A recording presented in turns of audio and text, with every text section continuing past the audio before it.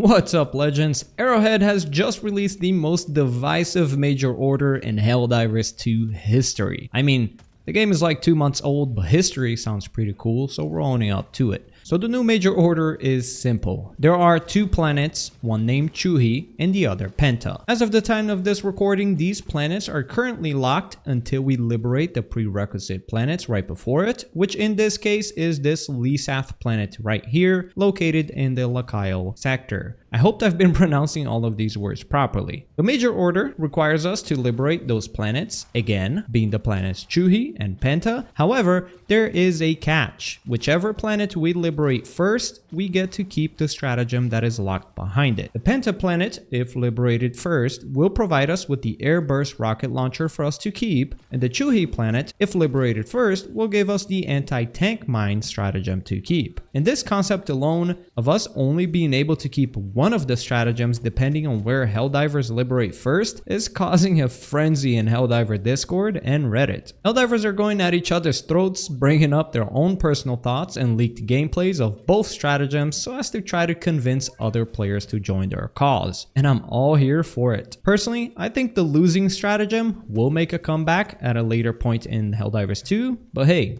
you never know. As of the time of this recording, as I said previously, both planets are locked. I'm assuming once the planets are indeed unlocked, we're going to be having free access to each of the 2 stratagems so we can get a feel for them and pick and choose as we like. So since we don't have any current gameplay on these 2 stratagems, the gameplay in the background you're going to be seeing here were leaked in the past. So I do want to make it very clear that we will be displaying some potential spoilers here if you're not ready to watch gameplays on these yet. I mean, we'll probably be getting access to these weapons by tonight, so it doesn't really make much of a difference. But either way, I figured I'd warn you guys. But let's talk a little bit about both of these stratagems in question so as to give us a better idea on which one we'll want to prioritize on. I will try to refrain from my own biased opinion, but will give my own personal thoughts at the end of the video. First, let's take a look at the anti-tank mines. The anti-tank mines, unlike the thermite grenade, do seem to offer the power it promises. The thermite grenade had a lot of us thinking the grenade would have been an amazing pick at dealing with armored units, which was not the case.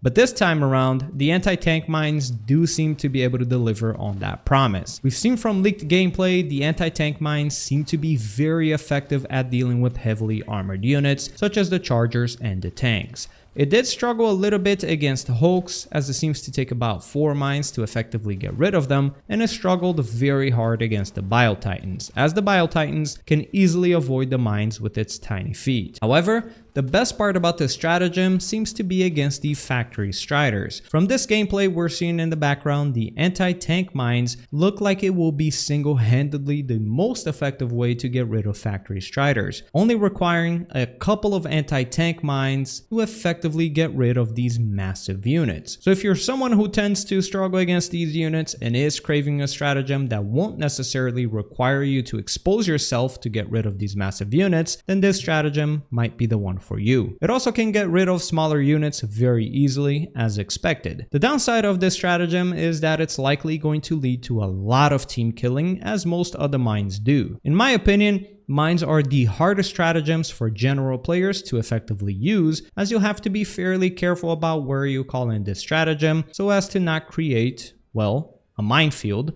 for you and your teammates to potentially kill yourselves on. Personally, I don't find this to be much of an issue, you just have to be a little bit careful. However, it's not like I use mines anyways, as the other mines we have available in the game right now aren't really that great. This one though could be a game changer. On the other hand, the Airburst rocket launcher, in my opinion, is likely going to be the favorite for this competition, so to speak. The reason for that is that, well, rocket launcher make big boom make big kill count, and that's pretty much going to be most of the players' reasoning, I believe. The simple fact is, the Airburst rocket launcher is simply going to be overall more fun to use. You can't deny that. It's going to be the first rocket launcher in Helldivers 2 that can actually effectively kill a massive swarm of bugs, whereas all of the other rocket launchers available in the game right now are mostly armored unit focused and can only kill like 1 or 2 enemies at a time. So people are going to be having a lot of fun with this rocket, clearing out large waves of units, and I do believe the Airburst rocket launcher is going to be taking this one. Now, onto its efficiency. The Airburst rocket launcher seems extremely effective at dealing with all small to medium units in the game.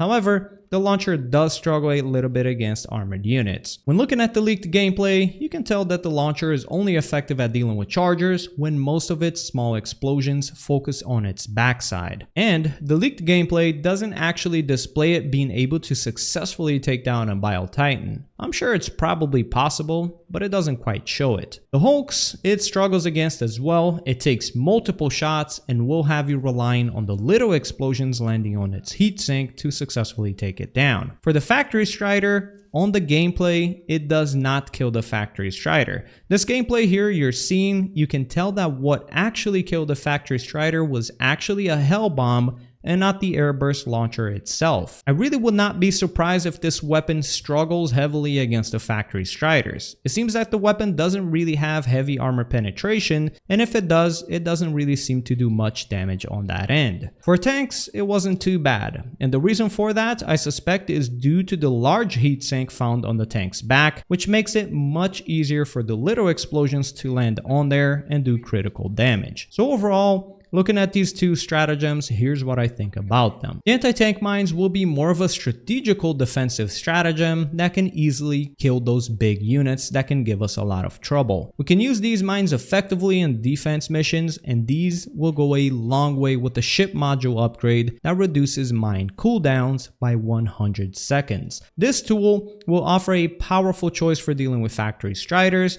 which many players tend to struggle against, and can make holding an objective far easier. For example, when you're trying to work an ICBM terminal and you've got a big patrol coming your way, you can close off the entrances with anti-tank mines, and those bugs or bots are not coming in without losing most of their forces. Just make sure to communicate with your team for these. On the other hand, the Airburst rocket launcher I think will be the more fun-focused stratagem. I believe most Helldivers will prioritize this one because of the massive AoE this rocket launcher offers, which is not really something we have in the game yet, since all of the rocket launchers offer very little AoE, and this support weapon will kind of be like a pocket cluster bomb. I think it's also going to be one of the biggest team killing support weapon we have in the game so far, but hey, that's the price we gotta pay for the big boom. Personally, I think the anti-tank mines are the smart strategical choice. The game will feel a lot easier against the bots, especially with these mines.